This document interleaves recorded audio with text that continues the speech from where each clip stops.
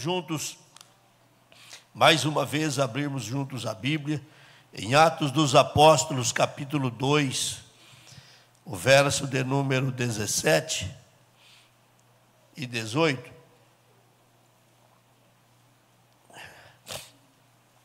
E nos últimos dias acontecerá, diz Deus, que do meu espírito derramarei sobre toda a carne, e os vossos filhos e as vossas filhas profetizarão, os vossos jovens terão visões, e os vossos velhos sonharão sonhos. E também do meu espírito derramarei sobre os meus servos e as minhas servas naqueles dias, e profetizarão. Amém. Nós estamos concluindo esta visão desse derramamento do Espírito Santo. Eu havia me programado para ir à convenção geral desde o ano passado, mas por alguma razão eu havia decidido não ir mais. Uma decisão pessoal minha, de algo que eu particularmente não me agradei muito do que vi e achei que não deveria ir. Calado mesmo, eu entendi que eu não ia. Mas depois houve uma necessidade de ter que ir, e fizemos um esforço, porque é uma viagem longa, né? E muito rápida para ir e voltar. Mas eu agradeci muito a Deus por estar lá, por aquilo que eu vi e ouvi. Hoje nós temos muitos pregadores. Possivelmente essa seja a geração de maior número de pregadores de toda a história da igreja. Nós estamos servidos de pregadores para todo gosto. Mas como é bom ouvir ainda os nossos velhos. Domingo de manhã foi a Santa Ceia. E aquele gigante templo, que é o templo da Assembleia de Deus de São Paulo. Gigante templo. Negócio anormal o tamanho dele. E eu fiquei tentando imaginar quem que poderia ser o pregador daquela manhã, considerando a quantidade de líderes que estavam lá. E que surpresa agradável. Chegou a hora da mensagem, levaram uma cadeira e colocaram sobre a mesa que estava ali os elementos da ceia, e trouxeram o pastor José Wellington, 91 anos de idade, e trouxeram ele para se assentar ali, que ele não consegue ficar em pé mais. Deram o microfone para ele pregar. E eu confesso aos irmãos que eu poderia ter acabado a ceia e vindo embora. Podia ter chegado na hora da ceia e ter terminado a ceia e vindo embora. Porque eu vi e comi um feijão com arroz com ovo frito em cima. Uma comida muito básica, mas feitinha na hora. Pãozinho muito quente do céu. Uma mensagem muito simples, básica, como todos nós aqui pregamos, não muito diferente de nós. E ele leu que Elias reparou o altar do Senhor que estava quebrado. Mas ele pregou. E ele falou sobre todas as inovações que hoje existem. Tudo que você pensar, ele citou com autoridade. A autoridade de um líder, a autoridade de quem tem moral para falar, corrigindo a igreja, corrigindo os pastores. E uma palavra que alegrou minha alma, ele disse: os senhores olhou para aqueles milhares de pastores que estavam lá. Vocês serão responsáveis. O que é que vai acontecer com a igreja amanhã? E é verdade. E a gente se preocupa muito com isso. Que rumo a igreja está tomando? Como eu disse, é um tempo que a gente tem pregadores para todo gosto. Aliás, se quiser todo dia fazer um culto diferente, é 365 pregadores que você arruma, um melhor que o outro, sem dúvida nenhuma. E eu não estou condenando os pregadores. Eu estou dizendo que estamos ricos de pessoas, mas em alguns casos estamos pobres de essência, pobres de qualidade. Temos quantidade, mas falta para nós a qualidade. Principalmente a questão que envolve o mover de Deus, e uma das coisas lindas durante a mensagem foi essa. E ele parece que estava ouvindo o que a gente vem falando ao longo de todos os dias. Oração e palavra. Oração e palavra. Oração e palavra. A igreja não pode perder essa essência. Muda-se as regras, muda-se o mundo, muda-se as cidades, muda pastor, muda tudo que quiser mudar. Mas essa essência não pode ser mudada. A igreja precisa ter oração e palavra de Deus dentro dela. Aleluia. Então eu quero, nesta noite, mais uma vez, falar aos irmãos a respeito desse derramamento do Espírito Santo. Por que razão? Porque a gente pode confundir o derramamento do Espírito Santo com o movimento. E a gente acha que movimento de gente é suficiente para manter uma igreja de pé. Uma igreja se mantém de pé com a essência que tem dentro dela. Jesus disse: estarei no meio dela, e as portas do inferno não prevalecerá contra ela. Mas se Jesus estiver lá no meio, agora só movimento não vai resolver. Movimento é bom, isso é lindo, eu também gosto, acho legal. Mas a igreja tem que ter uma base, a igreja tem que ter uma estrutura. E a estrutura da igreja é de fato, a estrutura dela é de fato a oração e a palavra. E nós falamos aos irmãos de que esse derramamento do Espírito Santo, ele não depende de lugar. Os irmãos ouviram isso várias vezes. Não depende de lugar. Claro, como é bom quando a gente vem aqui, é bom ressaltar isso. É bom orar em casa, orar no carro, né? Orar no emprego. Mas quando a gente chega aqui, a coisa muda. Por que que muda o ambiente da igreja? Porque a igreja, à luz da Bíblia, ela é um corpo. E o cabeça é Cristo. Então, quando a gente entra aqui dentro, é como se a gente fosse um pedaço do corpo que fosse se juntando para o corpo ter essa estrutura que tem. Então, você é muito importante quando chega no culto para adorar a Deus. Então, nunca perca a oportunidade de adorá-lo. Mas eu não vou cantar no culto, mas você veio para adorá-lo. Eu não vou ser o pregador do culto, mas você veio para adorá-lo. Você faz parte do corpo de Cristo. É por isso que é nobre quando a gente se reúne aqui, dá esse prazer tão grande, da gente chegar e ver que outros vêm com o mesmo propósito. Uma das coisas gloriosas que eu tenho, das coisas que acontecem, e que eu trago dentro do meu coração, expressão gloriosa que eu tenho, né? Uma das coisas gloriosas e que eu trago dentro do coração é o prazer de estar num ambiente onde os outros têm o mesmo pensamento. Então, às vezes eu estou numa reunião como essa agora, né? Milhares de pessoas, você no meio. Se você estiver lá ou não estiver, não muda nada. Você é só mais um. Mas você vai ter um propósito igual os outros também têm. Então, se aquele povo levanta a mão, você levanta também. Se aquele povo dá glória a Deus, você dá glória a Deus também, porque você olha aquela multidão e diz: eu não estou só.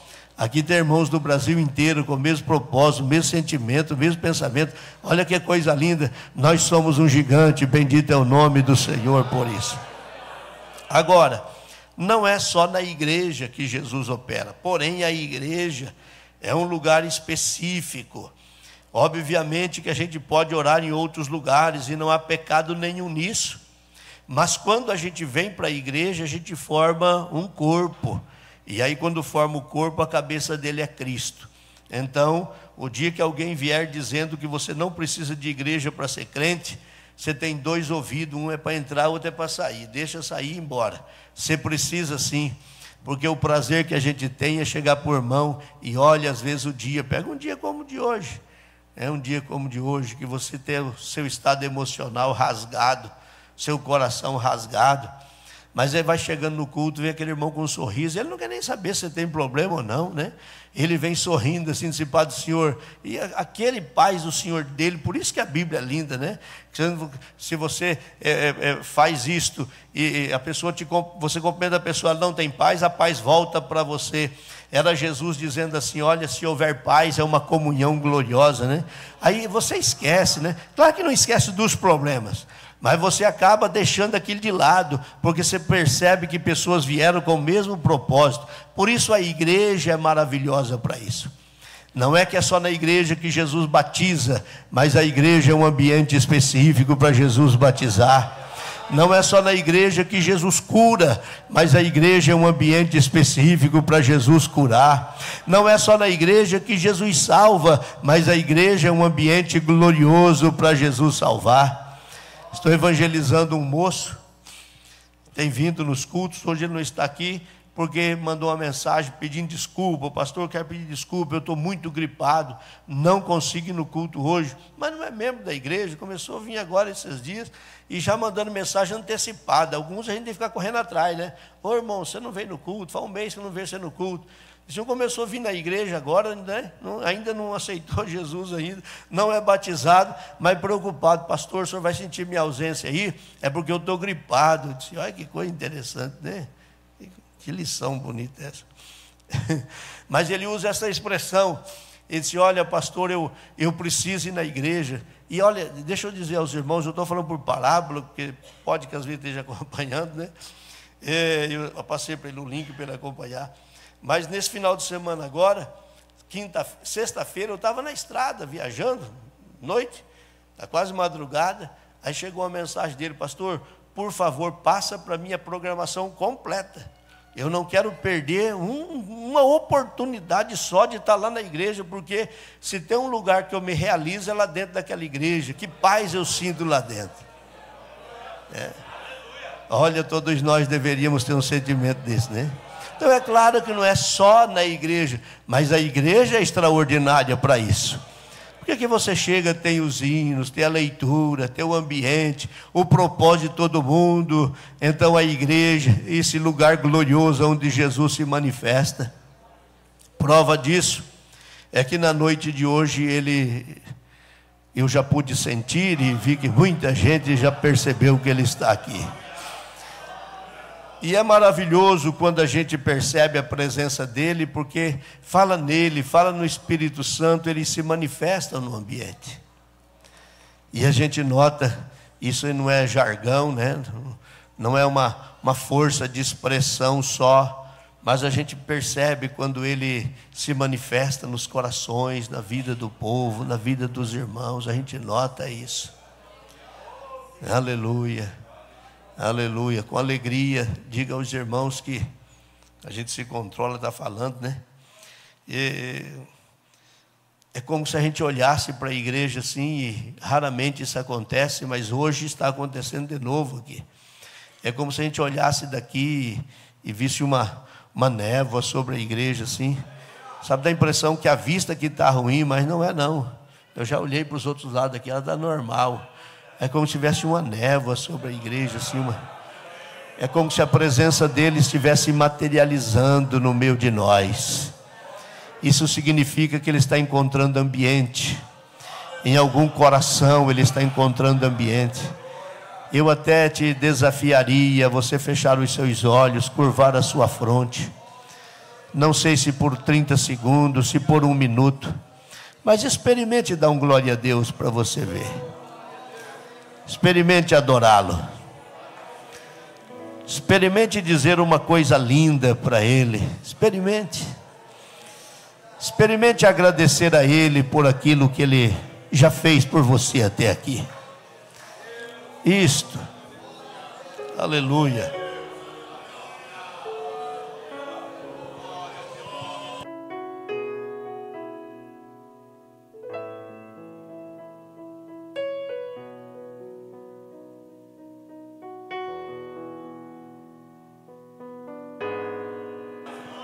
Magamaha Sekemai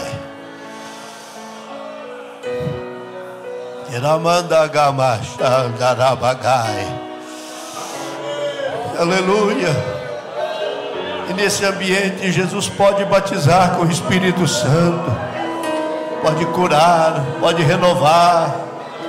Olha, se você veio em busca de um encontro com Ele, eu quero te dar esta oportunidade para nesse momento agora você colocar isso diante dele. Se você clamar, olha a expressão bíblica, clama a mim, eu vou te responder.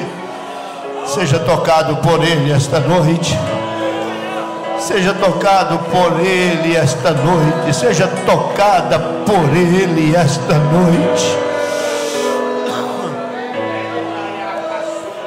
Sabe qual é o sentimento que tem a minha alma? Que Jesus na noite de hoje desce aqui para curar as feridas da alma, renovar as suas forças.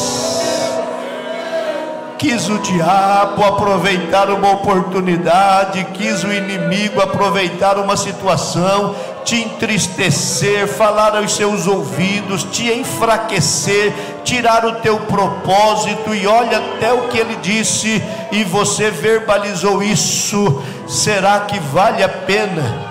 Será que vale a pena? Deus desce esta noite nesta casa para dizer que visita a tua alma, visita o teu coração, para mostrar o quanto vale a pena ter a presença dele na sua vida. Seja cheio do Espírito Santo. Orabacai, tequeremaharabakai, Ramai, tequeremadagabasurabacaturiyadarabakai. Aleluia, aleluia, aleluia, aleluia, aleluia, aleluia, aleluia, aleluia, aleluia, aleluia, aleluia, aleluia. O derramamento do Espírito não depende de um lugar, mas um lugar como este é propício para Ele se manifestar no meio do seu povo.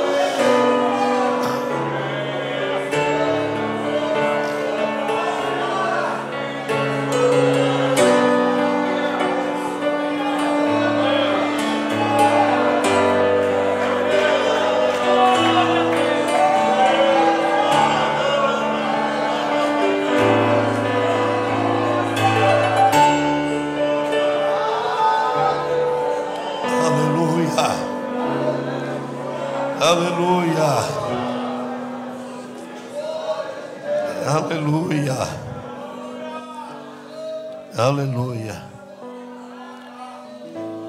Eu tive uma experiência muito linda nesta viagem, cercado de muitos pastores, muitos líderes. Entre eles estava um que já passou por aqui não faz muito tempo, e ele veio no meio daquele grupo, veio onde eu estava em lágrimas, chorando, me abraçou, cumprimentou, abraçou, chorou. Depois que saiu, ele olhou para aquele grupo de obreiros em volta e disse assim: depois que a gente pisa em Toledo, a gente nunca mais é o mesmo. Aleluia, aleluia.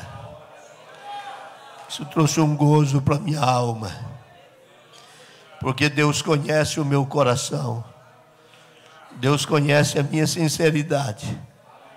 Nós não somos melhores que ninguém, mas a gente procura fazer a igreja caminhar em cima dos trilhos que Ele deixou para a gente caminhar. E me alegra saber que Ele ainda desce nesse lugar e se manifesta no meio de nós. Falei aos irmãos que o derramamento do Espírito Santo não depende de uma pessoa. A pessoa pode ser abençoado, pode ter um ministério muito rico, pode ser um grande cantor, um grande pregador, um grande músico, mas ela é só um instrumento. Ela é só um instrumento. Ela é só um instrumento. A fonte ainda é o céu. A fonte ainda é o céu. Apenas um instrumento. Nós não temos o direito de contabilizar os milagres que Ele faz para benefícios próprios. Aleluia. Pelo contrário, precisamos usar a expressão de João Batista. Quando alguém questionou, ele disse: importa que Ele cresça e que eu diminua. Eu vou repetir o que eu já disse aqui em uma ocasião, me parece que até numa reunião de obreiros. Na entrada triunfal de Jesus em Jerusalém, Ele mandou buscar um filhote de jumento, sentou-se sobre o filhotinho de jumento e entrou para dentro da cidade. e o jumentinho pisou sobre ramos e roupas, capas que jogaram e enfeitaram o caminho. E esse jumento foi muito importante, até a hora que Jesus desceu dele. A hora que Jesus desceu dele, ele voltou a comer capim de volta e voltou a ser jumento de volta. Nós só seremos alguma coisa se Jesus estiver dentro de nós. O dia que Jesus sair da gente, você pode tocar bonito, pode tocar bem, você pode cantar bonito, cantar bem, você pode pregar bonito, pregar bem, mas é só isso. Mas se Jesus estiver em nós, Ele será manifestado no ambiente, porque o que importa é a presença dEle. Então não depende de uma pessoa, nunca podemos esquecer a procedência, e a procedência é o próprio Deus. E hoje, vamos concluir esta visão falando aos irmãos de que o derramamento do Espírito não depende do lugar, não depende de uma pessoa e também não depende de anjos. Graças a Deus que nos últimos anos isto parece que a gente até não tem visto muita citação a respeito disso. Mas nesse tempo de fé que a gente tem, não é muito, mas a gente já viu algumas coisas relacionadas a isso. Nós já tivemos pessoas, igrejas, que tinha no púlpito uma cadeira para o pastor sentar e uma cadeira para um anjo sentar do lado. Nós já tivemos alguns líderes, grandes líderes, com livros escritos sobre anjos, citando os nomes dos anjos. Na internet não vamos nem questionar, porque a internet hoje, se for olhar todas essas porcarias, mas tem algum deles aí que dá nome aos anjos e que anda com os anjos, voa nas asas dos anjos e vai para todo lugar atrás dos anjos aí. Mas o que a Bíblia fala de anjo? A Bíblia fala de um serviço maravilhoso que os anjos de Deus fazem. Hebreus 2:4. Testificando também, Hebreus 2:4. Aí está no começo? É o início do versículo.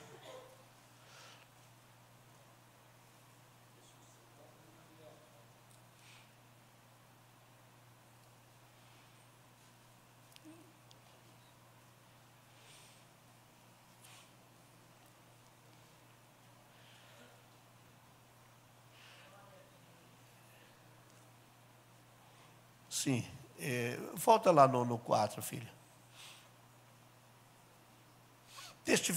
Acho que essa é a sequência da leitura.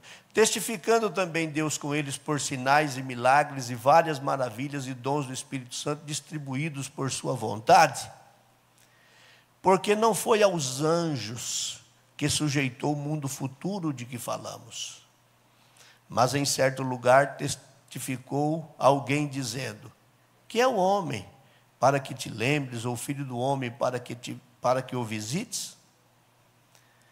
Tu o fizeste um pouco menor que os anjos, de glória e de honra o coroaste, e constituíste sobre as obras das tuas mãos. Todas as coisas lhe sujeitastes debaixo dos pés. Ora, visto que lhe sujeitou todas as coisas, nada deixou que não esteja sujeito, mas agora ainda não vemos que todas as coisas lhe estejam sujeitas.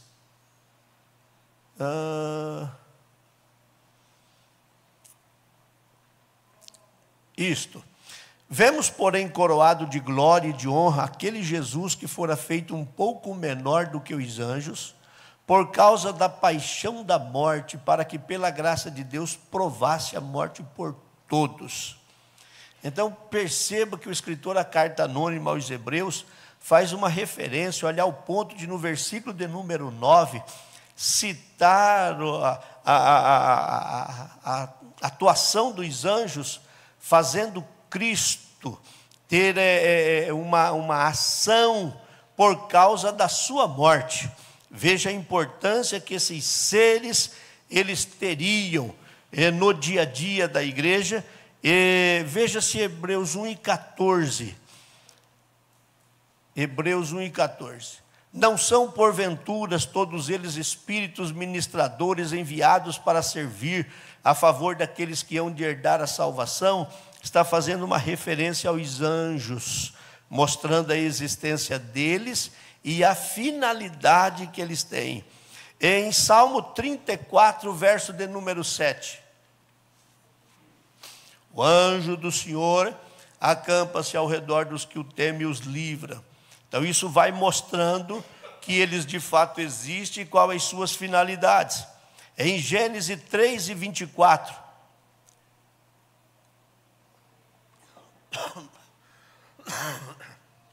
E havendo lançado fora o homem, pôs querubins ao oriente do jardim do Éden, uma espada inflamada que andava ao redor, para guardar o caminho da árvore da vida. Olha, com a expulsão do homem do jardim do Éden, os anjos passaram a guardar o caminho da árvore da vida.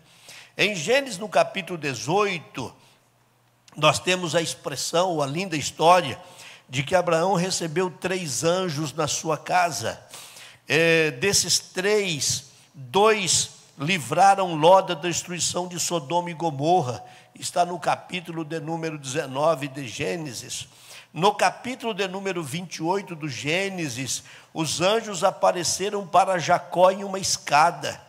E no capítulo 32 do Gênesis, a Bíblia cita, pode projetar 32, acredito que o verso 1, depois o 2. E foi também Jacó o seu caminho, e encontraram-no os anjos, está no plural, os anjos de Deus.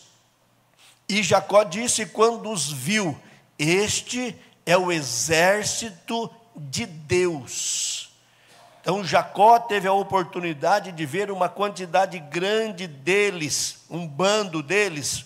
Em Êxodo capítulo 14, verso de número 19, quando o povo está atravessando o Mar Vermelho, e o anjo de Deus que ia adiante do exército de Israel, se retirou e ia atrás deles. Também a coluna de nuvem se retirou de diante deles e pôs atrás deles. Ou seja, Israel foi protegido por um anjo enquanto atravessava o Mar Vermelho. Olha que coisa impressionante.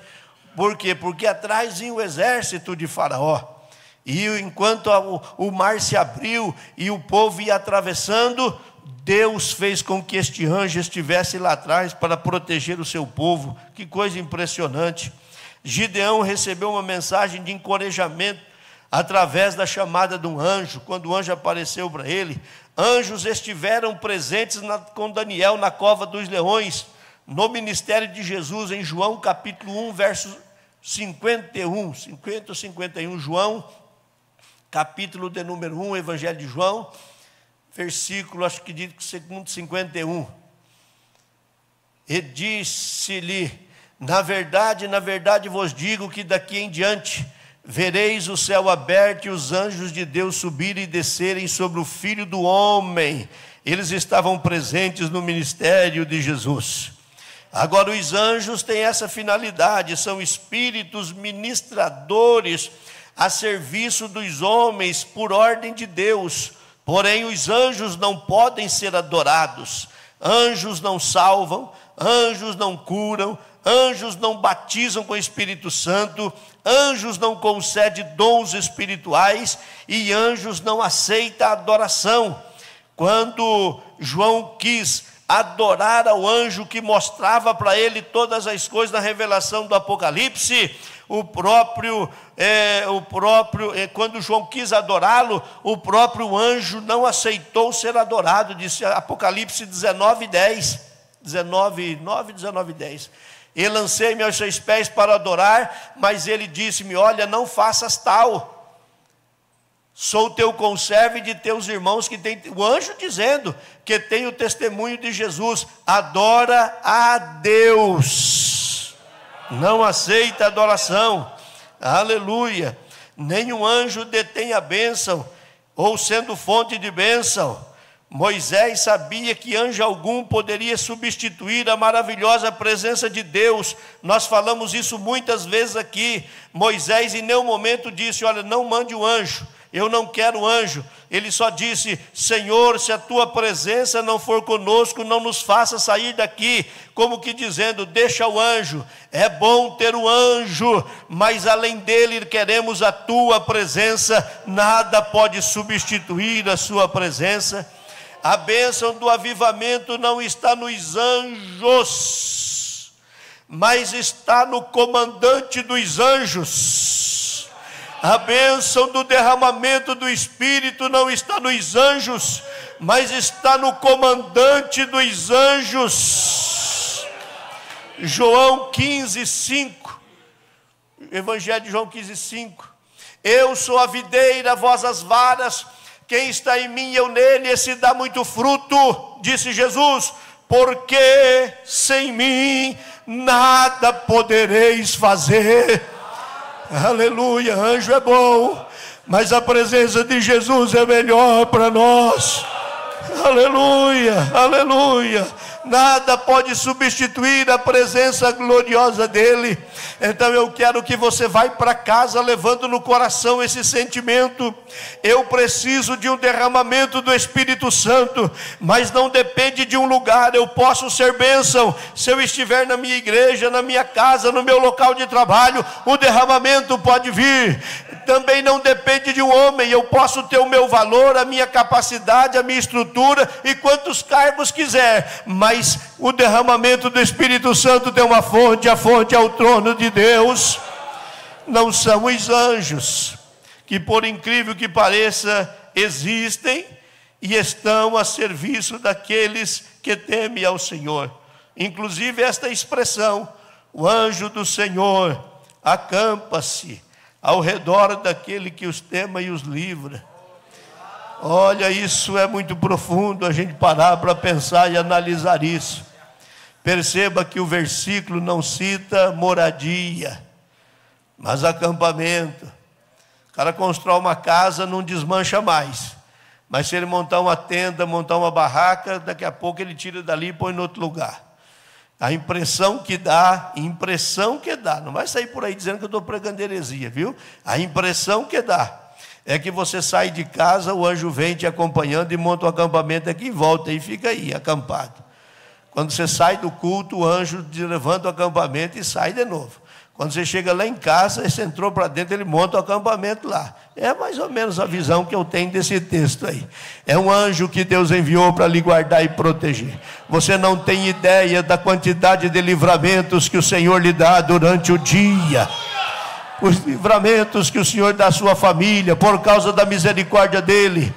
Mas esses anjos não podem ser adorados, existem, são ministradores. Por vezes, olha, uma das últimas ministrações que fiz em Marechal, rasgou o meu coração. Uma senhorinha muito idosa que tem lá, ao terminar o culto, ela veio onde eu estava e ela não conseguia falar.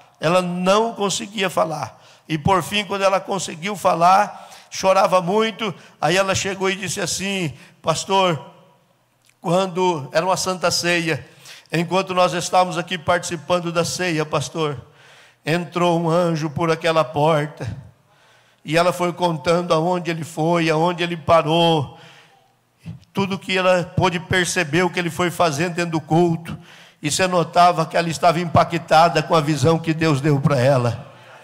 Agora existem, mas não devem ser adorados. A adoração é só para Deus. O derramamento do Espírito não vem por causa de anjo. O derramamento vem por causa de Jesus, a fonte que é Ele. Bendito seja o nome do Senhor.